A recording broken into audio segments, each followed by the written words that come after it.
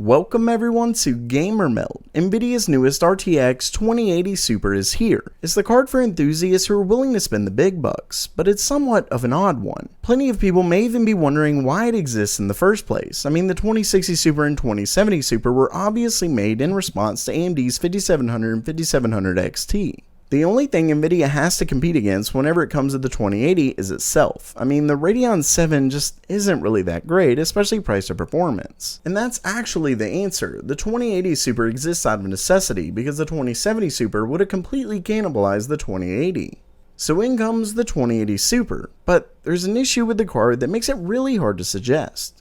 See, a lot of reviewers are comparing it to the 2080, which honestly makes plenty of sense. 2080 users would like to know how well their card stacks up, and it's nice to know, hey, you get 8%, in this case, about 8% more performance. But the real thing that we should be comparing it to is the 2070 Super, or should I say the performance difference or increase from the...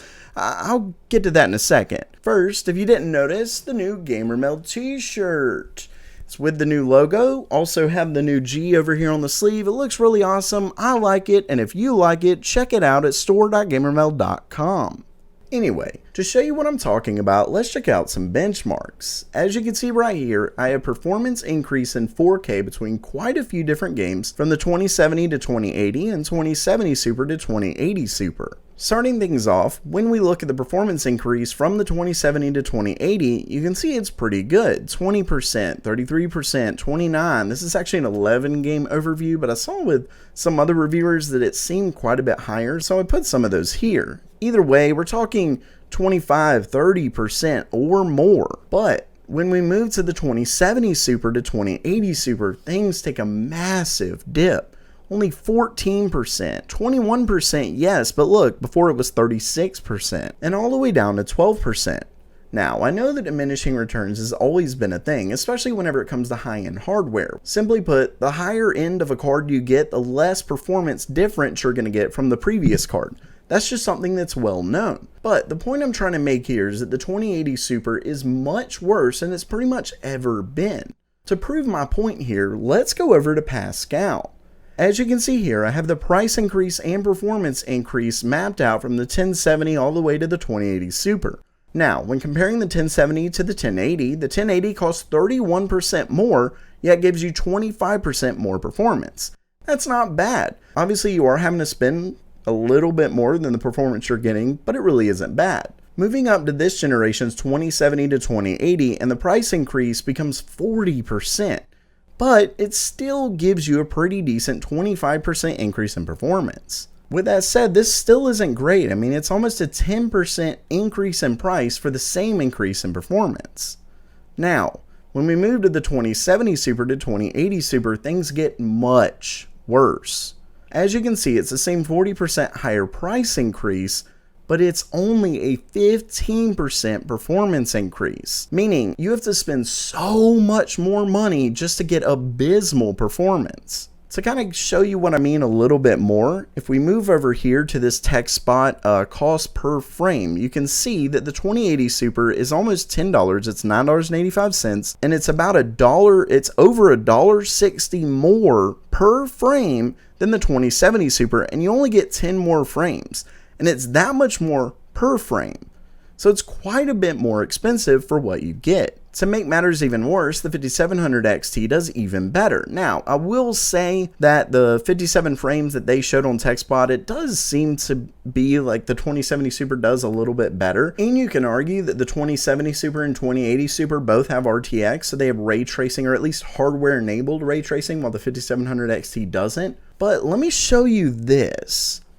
When we look at the 11 game average right here for PC Gamer for the 5700 XT, you can see it does beat the 2060 Super, yet it loses whenever it comes to minimum frames. And the reason why that is actually because there's just a couple anomalies that really hurt the minimum frame rate. Let me show you here. We have Metro Exodus, and as you can see, the 5700 XT gets right at the same minimum, just slightly higher as Vega 64. And then whenever we look over here, things get wild. The 5700 XT has 16.5. It literally has a huge drop from the Vega 64's minimum FPS. And what this tells me is that there's likely a driver issue, which is something that can be fixed, and it should help the average frame rate by quite a bit. And if that does happen, if we look over here, you can see that the 5700 XT is already getting pretty close in some titles. Some titles, it's getting very close to the 2070 Super. You can see right here, Shadow Tomb Raider, 2070 Super, oh, super close. I'm almost positive that I've actually seen the 5700 XT beat the 2070 Super in some benchmarks. And not only that, but we've actually seen the 5700 XT do amazingly well with water cooling as far as how much you're able to overclock and get more performance out of it. So that tells me that once we get third-party cards and don't have to have a blower, the 5700 XT should be able to do that much better. And remember that the 5700 XT is already $100 less than the 2070 Super, which really makes the 2080 Super so expensive just to get that little bit extra performance.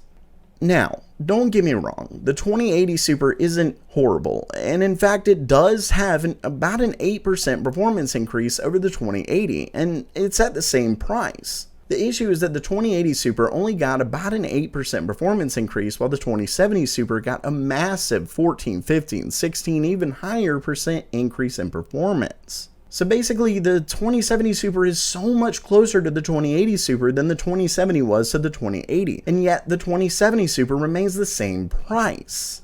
And obviously the 2080 Super wasn't given more performance from Nvidia because they don't want to cannibalize the 2080 Ti. They've got to be able to at least slightly justify that massive increase in price. To which, don't get me wrong, the 2080 Ti still is straight up the worst value proposition, but at the same time you can at least say, hey, I have the fastest gaming GPU out there. For the 2080 Super, you can't say that, yet you're paying so much more for not that much more performance. With all of that said, if you do need to get those frame rates, if that's what you really want and it's worth it for you, the 2080 Super is an okay buy. The problem is that 99% of the time, I would really suggest just going ahead and getting the 2070 Super. It's so much cheaper, yet so much closer in performance. Honestly, I just hope AMD really is planning to release something soon like the 5900 XT, because obviously the Radeon 7 is doing really bad, but from what we've heard recently, the Radeon 7 is actually being dropped by AMD.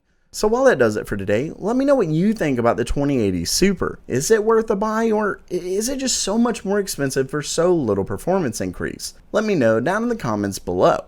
And if you liked the video, please give it a thumbs up and subscribe. And as always, have a great day.